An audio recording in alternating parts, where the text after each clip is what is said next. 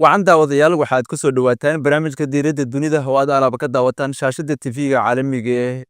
RTN studiisa magaalada Muqdisho. Barnaamijka toddobaad kasta waxaa idinla socodsiiyo anigoo ah Nuux Faarax Ahmad waxa aana ku qaadaa dhignaa mowduucyada muhiimka ah iyo dhacdooyinka saameynta sameeyay ee toddobaadkan ka dhacay ama toddobaad kasta ka dhacay dunida daafeeda. Alaaba barnaamijka waxaan ku marti qaadaa Ustaad Timcaddo waa siyaasi da'yar oo falanqeeya arrimaha siyaasadda gobolka iyo guud ahaan caalamkaba. Ustaad marka hore kugu soo dhaweynaynaa RTN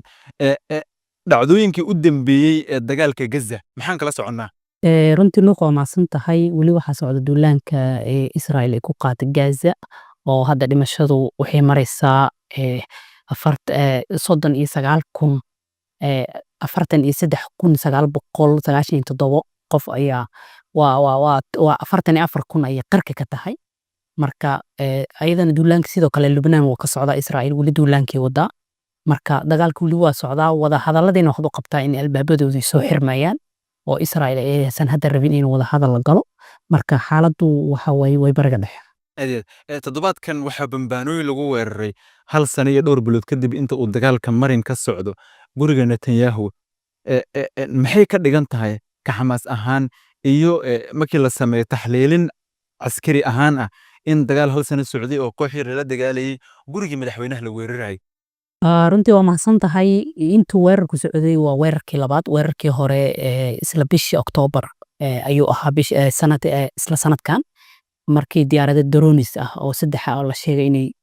hal mid kamid inay gudaha u gashay guriga ra'iisul wasaaraha inkastoo la sheegay in xilligaas ra'iisul wasaaraha iyo xaaskiisu ay ka maqnaayeen guriga weerarka labaadna wuxuu ahaa isla bishan November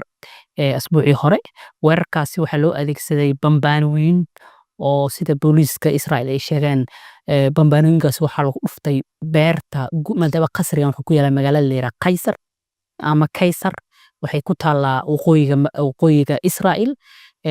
wadada xariirisa Tel Aviv iyo magaalada leeyahay Haifa ay dhexdeedu ku taalaa waa duleedka magaalada Tel Aviv ee caasimadda marka hadda waxaa la sheegay inuu ra'iisul wasaarihi iyo familkiisa nabad qabaan ayna ka maqnaayeen guriga xilliga weerarka la dhacay marka waa isku daygii labaad sanad gudihiisa la isku dayay in laga takhaluso Netanyahu iyo familkiisa marka waxay ka dhigan tahay fashil dagaal boqolaal kiiloomitir meel ka socda in meelihii ra'iisul wasaarihi joogay iyo inta badan dadka madaxda ahi waxay joogaan inta badan meelo ammaan ah marka in guryahoodii loogu dhaco absolutely ammaankoodina in si weyn ayadoo loo ilaalinaya haddana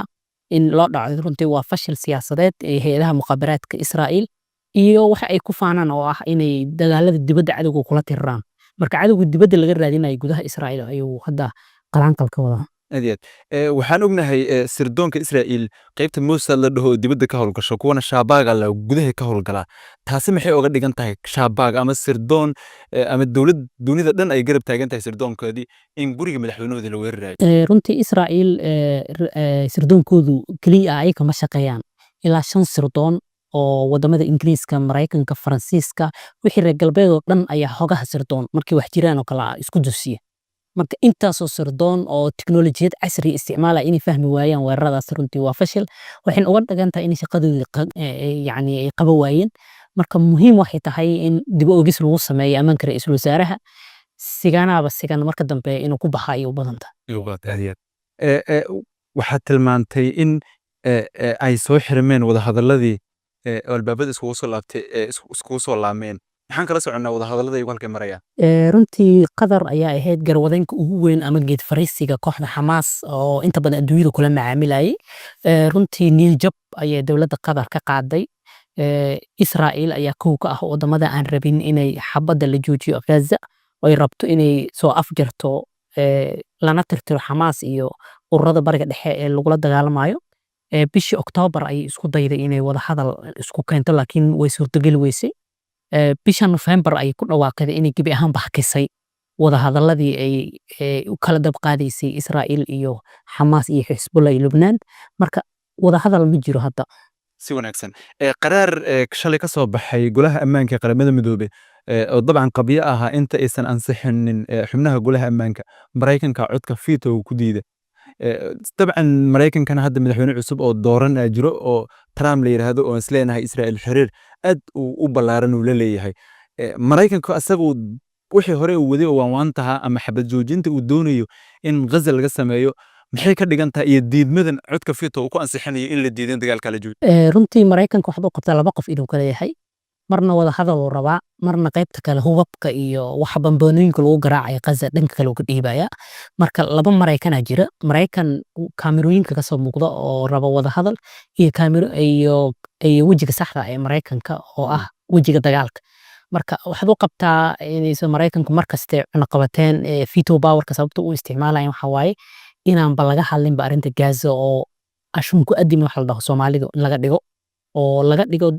jamhad iyo dawlad sharci dagaalamaya marka runtii waa nasiib darro wadan dimuqraadiyadda iyo inuu hormuud u yahay nabadda dunida inuu haddana dad la caburiyo oo dad la baabi'iyo oo korontadii iyo noloshii laga jaro haddana raali ka yahay runtii waa cayb waxay ku tahay